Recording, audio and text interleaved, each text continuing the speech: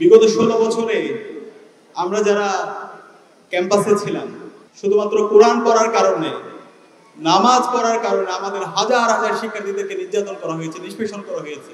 গত বছর আপনারা জানেন ঢাকা বিশ্ববিদ্যালয়ে আমরা যখন বটতলায় কোরআন তেলাওয়াতের আয়োজন করেছিলাম, সেই কোরআন তেলাওয়াত আয়োজনকে বন্ধ করার জন্য বিভিন্ন ধরনের হুমকি দেওয়া হয়েছিল। পরবর্তীতে কোরআন তেলাওয়াত আয়োজনের সাথে যারা জড়িত ছিল তাদেরকে শোকজ নোটিশ দেওয়া হয়েছিল।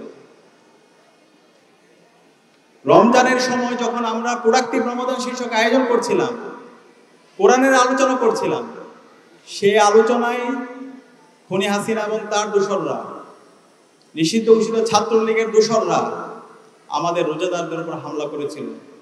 এভাবে সারা দেশের বিভিন্ন প্রাঙ্গণে শুধুমাত্র কোরআন পড়ার কারণে, হাদিস পড়ার কারণে, নামাজ পড়ার কারণে আমাদের হাজার হাজার শিক্ষার্থীদের উপর নির্মম নির্যাতন, নিষ্পেষণ করা হয়েছে।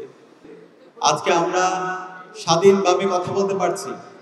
আজকের এই আয়োজন যদি আমাদের কোরআনের বাকি আল্লামা দেলোয়ার হোসেন সাঈদী দেখে যেতে পারতো, এটা আমাদের জন্য সবচেয়ে আনন্দের হতো। সেই 13 সালে 14 সালে আমার মনে পড়ে আমরা সবাই রাস্তায় নেমেছিলাম আমাদের কোরআনের বাকি আল্লামা দেলোয়ার হোসেন সাঈদীকে আমরা মুক্ত করব।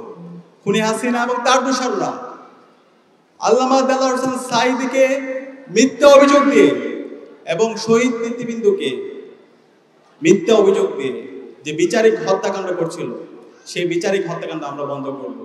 আল্লামা দেলোয়ার হোসেন সাঈদী যে আধিপত্যবাদের বিরুদ্ধে, যে আগ্রাসনের বিরুদ্ধে, যে ইনসাফের পক্ষে কথা বলেছিলেন, আজকের পুরো প্রজন্ম সেই ইনসাফের পক্ষে কথা বলছে।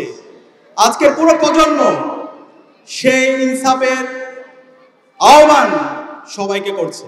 এবং যে জুলাই বিপ্লব হয়েছে, সেই জুলাই বিপ্লবে শহীদ আবু সাঈদ, শহীদ ওয়াসিম, শহীদ শান্ত, শহীদ আলী রায়হান, সকল শহীদরা আমাদের শহীদ নেতৃবৃন্দ যে আকাঙ্ক্ষা লালন করত, যে রাস্তা দেখিয়ে গিয়েছে, সেই রাস্তার উপর তারা ইস্তেকামত ছিল এবং তার উপর ভিত্তি করে আজকে আমাদের বিপ্লব হয়েছে।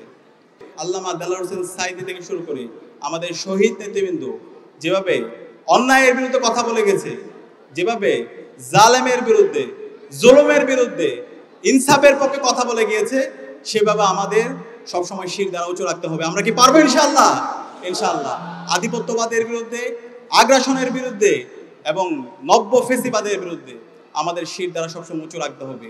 আমরা যদি সেভাবে উঁচু রাখতে পারি এবং নিজেদেরকে যোগ্য রাখতে পারি, তাহলে আগামীর যে বিপ্লব হবে, সেই বিপ্লব হবে ইসলামের বিপ্লব এবং আগামীর বাংলাদেশ হবে ইনসাফের বাংলাদেশ, ইনশাআল্লাহ।